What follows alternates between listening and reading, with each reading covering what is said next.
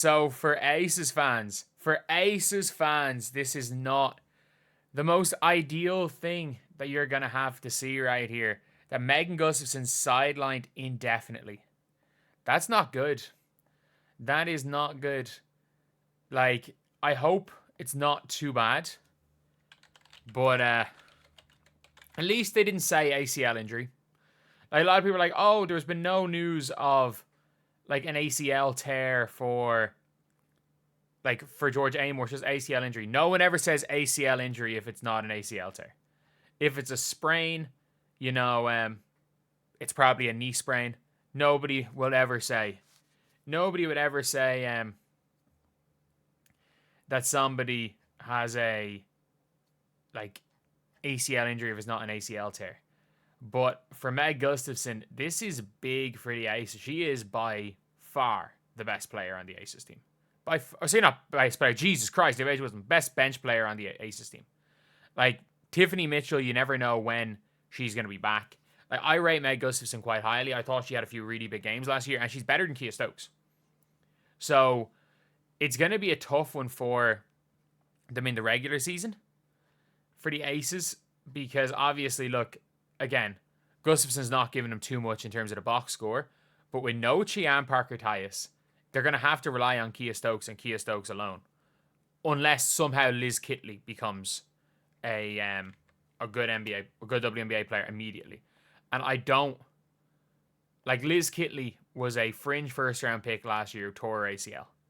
So like, I'm not as good as she was at Virginia Tech. I'm not going to just say, you know what, Liz Kitley's going to make a huge difference for the Aces. Again, you just never know. If it turns out that Liz Kitley hoops, which I think a lot of people think that she will, like, Aces fans, in fairness, have been delusional enough to say that, she actually was a top 3 pick last year. She was better than Cameron Brink, and the only reason she fell was that she was injured. I'm like, with the amount of players that weren't coming over to the WNBA taking the first round last year, like, if she was that good, a team would have taken her in the first round. She went the last pick in the second round. But for the Aces, you look at their depth chart now without Meg Gustafson.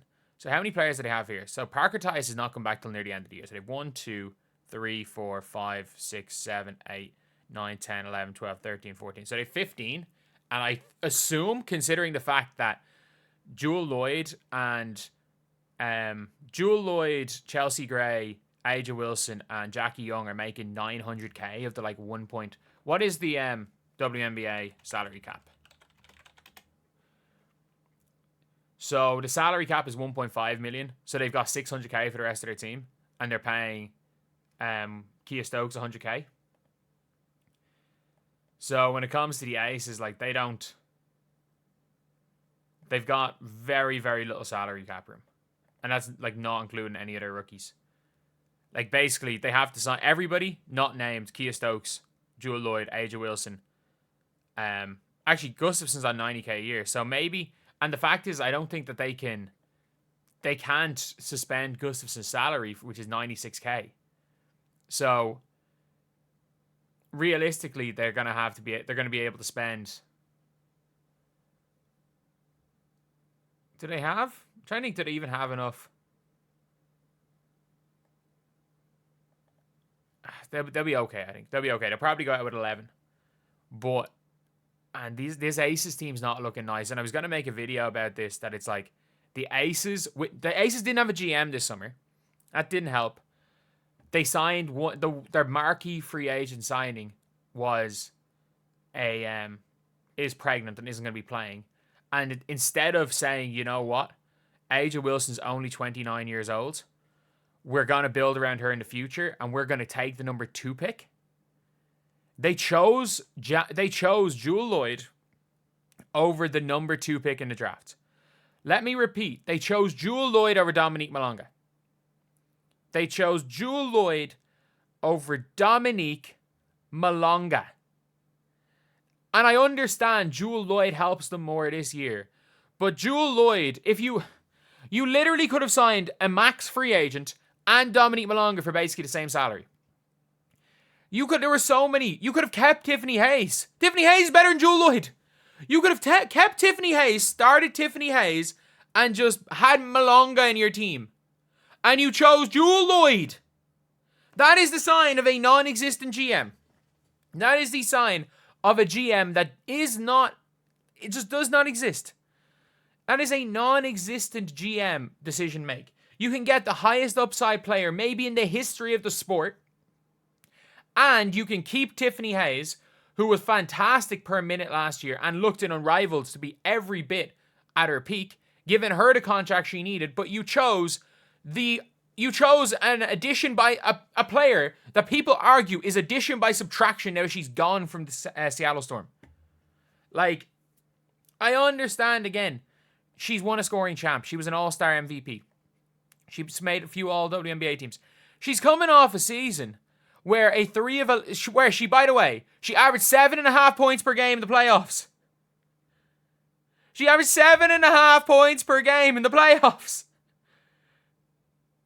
5 of 17 games were not uncommon.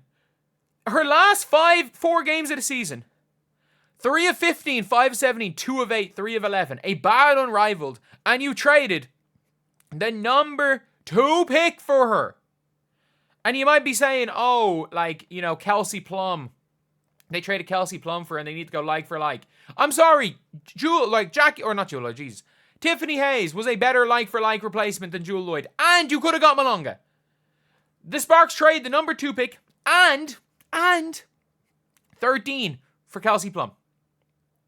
In fairness, they did get 9.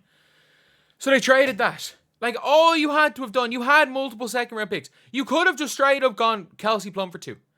You could have gone straight up Kelsey Plum for 2 and they would have taken it.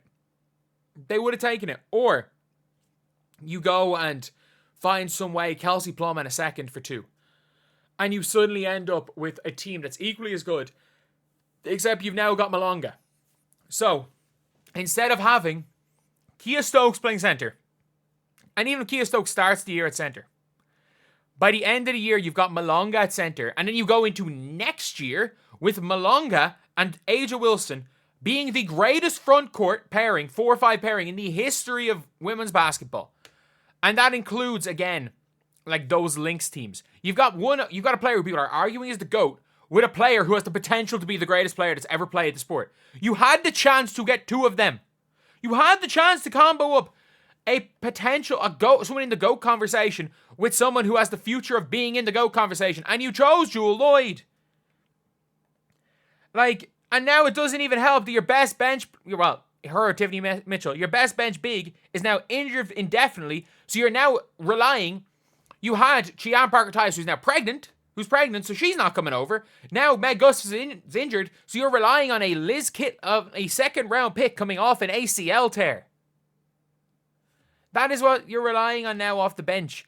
And again, if you had just went and got Tiffany Hayes, you could have probably gotten Tiffany Hayes on a $170K a year contract.